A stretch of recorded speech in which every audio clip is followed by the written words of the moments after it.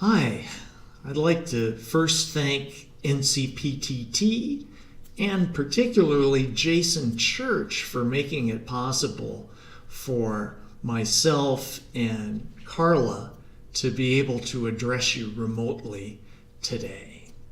What we're going to do is show you our approach to scientific photogrammetry on a large scale, in this case with the Diego Rivera mural. So here it is. It's called Pan American Unity, not the original name, but it's 74 feet by 22 feet, and it's installed in the Diego Rivera Theater. So originally, Diego wanted it called The Marriage of Artistic Expression of the North and of the South on this continent. And it was done during the Golden Gate International Exposition at Treasure Island in 1940. Here's Diego's full-scale charcoal drawing, and you can see he was doing it in public, and people watched him both do this drawing and paint the subsequent mural. And here we see Diego at work. Now, I'd like to spend some time talking about the photogrammetry methodology that we employ at CHI and also teach in our imaging classes. We'd like to thank Tom Noble and Nefra Matthews, who both mentored us and invented the primary mechanisms of the following method. Okay, so when we do photogrammetry, our goal is to capture photographic image sequences in a way that can be qualitatively evaluated, which means other people can judge for themselves the usefulness and reusefulness of this data for their purposes, contain quantitative measurements of the uncertainty of the point locations comprising the photogrammetric surface of 3D material, and we want this preserved for future generations. And photogrammetry and computational photography generally have a real advantage for long-term preservation. Okay, here's the basic equipment we need. We need a camera, we need a tripod, and we need calibrated scale bars. The calibrated scale bars make it very simple to use and provide a very high level of measurement, or very low level of measurement uncertainty. So what we're going to show you is a rule-based method of capturing this material. And it creates successful 2 and 3D results with quantifiable measurement uncertainty. It's usable in any kind of photogrammetry software. It will give you essentially the same result if you use good photogrammetry software. And if you do it correctly, every time you build the 3D result, it will be the same. Again, qualified by the fact that you're using good software. Okay, some people say, just take a lot of pictures of your subject, you're going to be okay. The problem is that today's photogrammetric software is so good that if you take a lot of pictures, it's going to look great. Well, if you're doing video gaming, that's just dandy, and that's a perfect outcome. However, if you're doing scientific imaging, these types of haphazard photo sets will generate models that have widespread uncertainties which are unknowable and cannot be backed out of the result when you're trying to eliminate error in the processing. So here's what you have to have, is good geometry. And that basically means that you want to have good base to distance, or if you're flying drones, height ratios. Okay, the base is the distance between any two from sequential photographs. So if I take a shot, step a meter, take another shot, it's a meter base. And we also want to have a consistent overlap between photos of 66%, which means you're moving a third of the field of view. And very importantly, we need to have multiple look angles on every point in the surface from these good geometric positions in a way that serves to solve problems for specular materials and also truly eliminate your uncertainties down to very small levels. Here's base to distance. If you have a wide base, you see the intersection of the two projections, and projections do have a diameter that increases with distance. You'll see small depth. If you have a relatively shorter base between photos, the areas where the projections overlap is longer, and that gives you more depth uncertainty. Of course, we want to make sure that we have the photos overlap by 2/3. So what we want to do is also give you a few other tips. Use invariant focus. Put it on focus the way you need to. Refer to a depth of field chart if you need to use that in your focusing decision. You tape the lens. Also, you want to use an invariant focal length, which means you can't zoom. And there are very good reasons for all of these things. So use a prime lens, or if you must use a zoom, what you want to do is tape it either at its front or back extent. Then you want to also have an invariant aperture, meaning don't change your f-stop. And if you have like a cloudy sky, you can put it on a cloudy, sunny sky, you can put it on aperture priority, and it will try to keep, you can put it on aperture priority and it'll change the shutter speed to give you a similar exposure. Changing shutter speed has no impact. Okay. Also, you want to set the aperture so that you're getting your sharpest image. And don't use very small apertures, even if somebody like Photoscan recommends it, because it really decreases your sharpness significantly, and that has knock-on effects for your photogrammetry projects that are bad. And use low ISO so that you get a good signal, which is information from your photo, to noise ratio. And finally, what you want to have is a well-designed sensor array. And your sensor array is where you stand when you take your photographs. So redundancy, which is a scientific term for having multiple sensors recording the same data, is a crucial element of all scientific measurement systems. In photogrammetry, what we do is we require 9 points of redundancy for every point on the surface. And this has very positive effects, such as allowing you to capture more specular surfaces and totally reduces the uncertainty volume down to very, very low levels. And so let's give you an example. Here's our area of interest.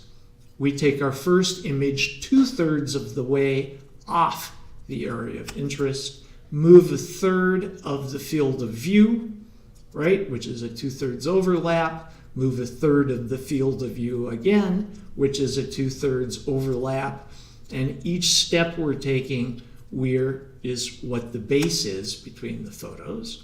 And then we take another photograph where the camera is 2/3 off of the field of view, right? Off 2/3 of the field of view is off of the area of interest.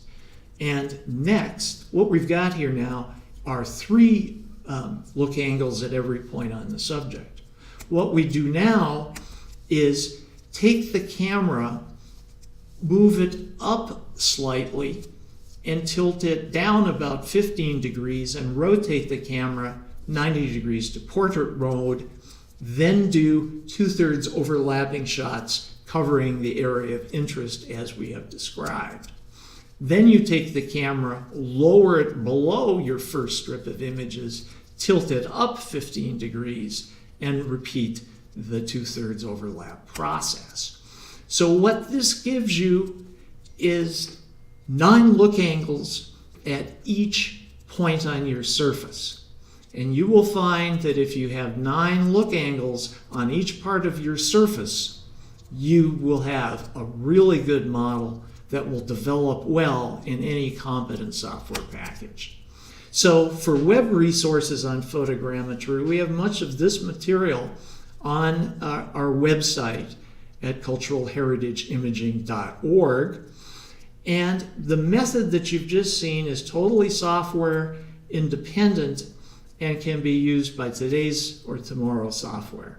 Currently, we use Agisoft Photoscan Pro, but that recommendation can and will change as the photogrammetry software develops.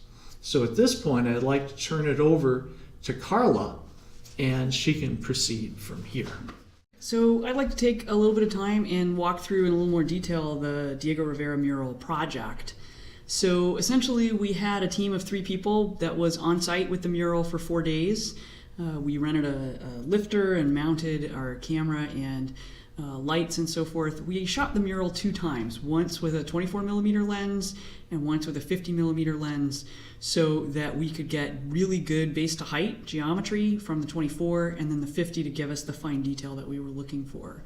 We had a number of goals with the project, which included really just getting a good baseline of the mural's shape and color. And one of the things that was driving this project was that there's a plan to move the mural, and so we're interested in being able to provide to the conservation folks the ability to identify areas that may be problematic that need to be dealt with before the move, and also to allow a baseline that could allow people in the future to monitor changes to the mural by acquiring the data again. And we wanted to be able to give data to the folks doing the architectural modeling of a new home for the mural. But we also had some research goals in mind, which were to make this data accessible through digital representation, make the mural accessible. Not that many people actually know about it and visit it, and also to enable distributed collaboration on mural research. So here's the mural, and you can see it's pretty interesting the way that it is installed in this space. The mural goes all the way up to the ceiling, all the way to the walls, and there's this railing that is in a very inconvenient place when you're trying to image the bottom of it. Here's a little time lapse of us. This was the basic approach, going up and down in the lifter. We had the camera mounted such that it was talking to a laptop, so we could see what the camera was seeing as we went and stop the lifter in the different locations that we needed to get the proper overlaps that Mark just went over. And so there was a lot of that for 4 days. The mural also is not installed in the space. The panels aren't flat, flush to each other. It was painted flat, but the space didn't quite accommodate the mural, and so the mural was installed in this kind of quarter moon shape, which added an additional challenge in terms of the imaging, and would also add a challenge in any kind of stitching, although doing a orthomosaic approach is going to resolve that. Here's the full set of images from that campaign, and then here you can see the overlaps as we zoom in. This is another short video that it shows the mural surface, and you can see here as the color goes off that we actually have in the geometry in the surface of the mural the information about Rivera's brushstrokes. So we can see the real details within the surface. because the mural was done as part of an Art in Action exhibit at a World's Fair, there's a lot of good historic documentation of the creation of this artwork, which is really great to go back and compare and to have when you're looking at it. Take a look at the hands and the tool that the hands are gripping here as the color goes away, and you'll see that we just have that information right in the 3D surface, in the 3D model that we were able to create.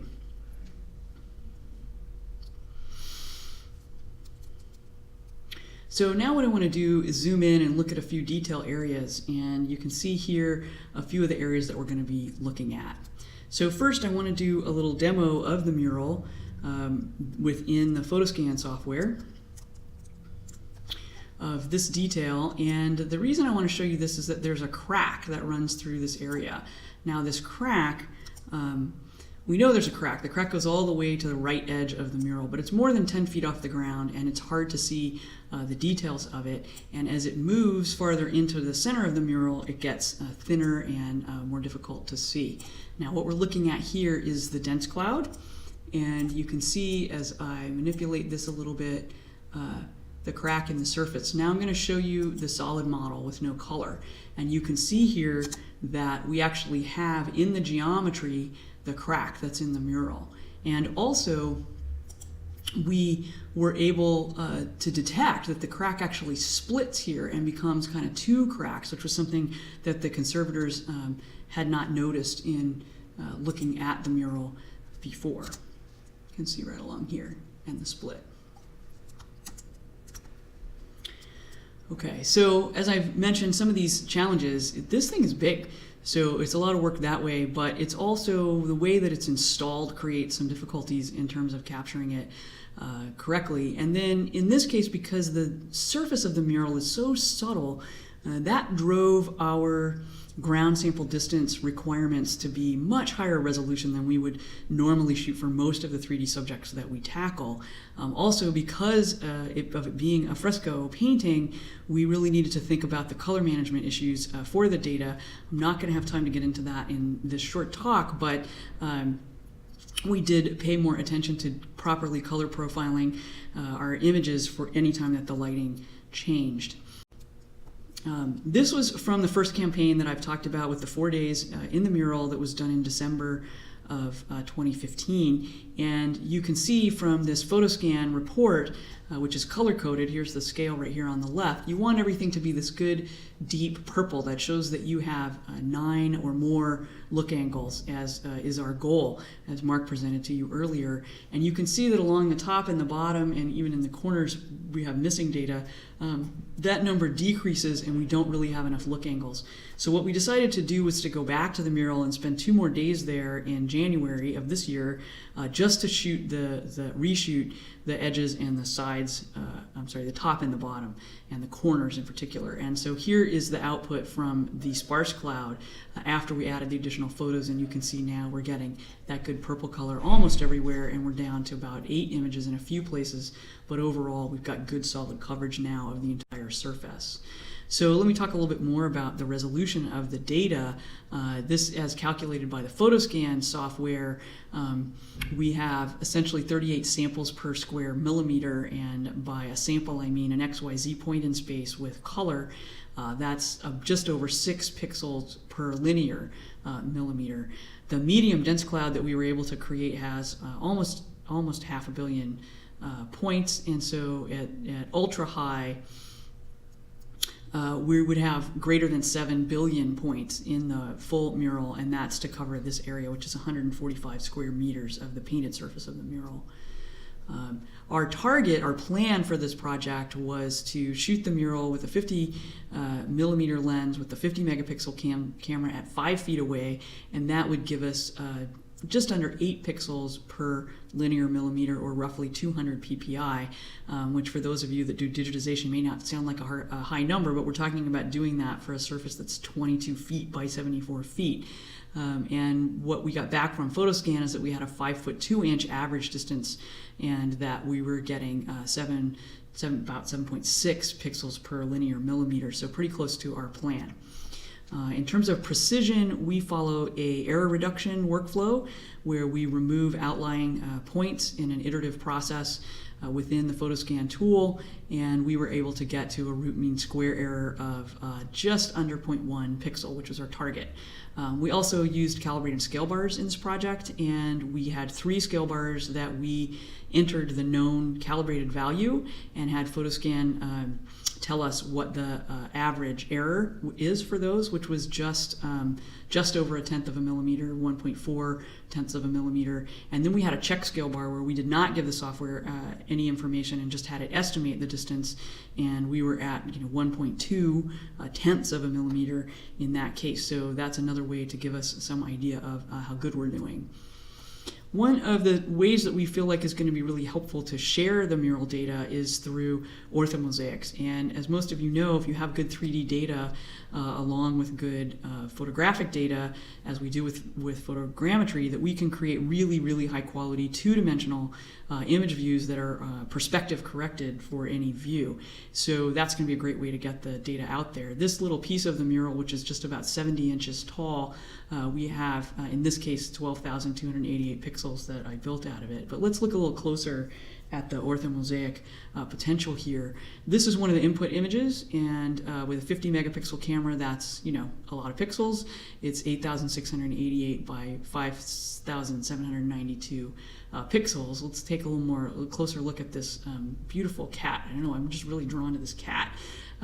So the cat here, this is just cropped from one of the input images, is just over 3,000 pixels, this area. And then here it is from an orthomosaic that I created of that area that's slightly more resolution, but pretty close. And if we zoom in a little tighter, this is from just the eyes of the cat. It's just under 5 inches wide, this area. And this is just over 1,000 pixels as cropped from an input photo. And then here it is from the orthomosaic, input photo, orthomosaic. So we feel like we're getting pretty good quality data down to this level of detail from the orthomosaic. And again, we'll be able to put that out as a very high resolution gigapixel image. The previous high resolution image of the mural was made about 20 years ago by scanning medium format film images and then stitching them, and that was over 14,000 pixels across, which in its day 20 years ago was very high resolution, but obviously we've come a long way in 20 years. So sharing the mural results is something that we're still working on, what the best way is to get the images out there and the results out there. As I mentioned, orthomosaics we think is a great way to go because it's already pretty straightforward to share high resolution images over the web. We've already produced some videos, as you've seen. We'll be producing additional videos, and we'll probably share some detail areas using Sketchfab. We're also looking at the use of the 3D Heritage Online Presenter tool and some other ways we might share data.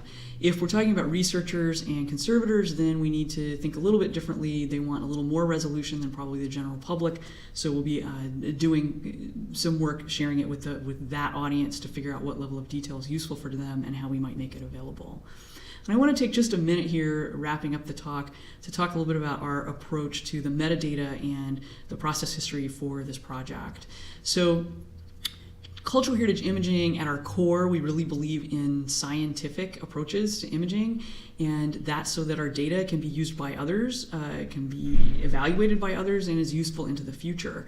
And to really meet the requirements of science, we have to make the original data available in some way, and we also need to keep track of what we did. In other words, you can't just show the results, you have to show your work. And we've been working on some software tools in this area. One of them is called the Capture Context Tool. DLN stands for the Digital Lab Notebook. And the idea here is that you can take information about all kinds of things, the locations, the subjects, who was involved, who was paying for the project, what's the equipment, information about the subjects. Make that really easy to collect in a natural language way and in a way that's stored for the data to be easily created into templates and for reuse. And our approach here would apply to any computational photography or photography-based digital representation. The initial versions of these tools we built with RTI in mind. They're tuned for that, and we're working on these tools for photogrammetry. And Our idea is that they could also be modified to support multispectral imaging and other kinds of image sets. But at the end of the day, we want, under the hood, without the user needing to know how to do it, to produce linked open data and to have that data be mapped to the SciDoc conceptual reference model. And we're actually using what's called CRM DIG, which is specifically for digital provenance.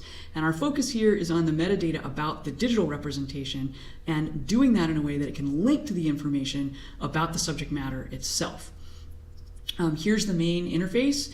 There's a database kind of behind this that helps you reuse the data and create templates and so forth. But what you produce out of here is an XML file and an RDF file, which are pretty well understood formats for linked open data approach. And so that's what you get out the other end. We have a secondary tool called the inspector. And the idea here is that you want to validate that the image sets meet various rules and requirements for the type of digital surrogate that you're trying to create. And then you want that data to also be added to this digital lab notebook. So we are very happy to have some support from NCPTT to add the photogrammetry datasets to these two tools. We have RTI versions that are available right now, or will be, sorry, very shortly available as beta, and we're adding the photogrammetry support right now.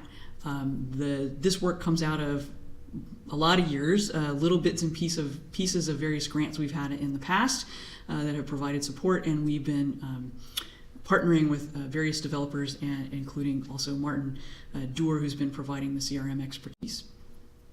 One of the goals of this work, the whole idea of the digital lab notebook, is really the idea of democratizing technology. And we think a key to that is separating the authenticity from the authority. And so what we mean is that the data should stand on its own. People should be able to assess the quality of the data based on information about the data rather than who created it. So the work of any person that follows good practice should stand up to the work from, the British Museum or Harvard or the Met, or pick your favorite top-notch institution. And so that's really one of the goals here, is to enable that.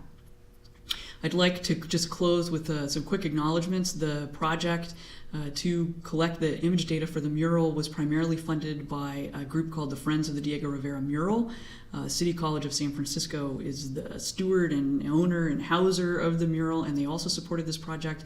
Will Minez is a historian of the mural from City College that went to great lengths to help support the project, and various other folks also dove in to help with specific aspects of the project as well. You can find us in various places online, and we'd love it for you to do that. Thank you very much.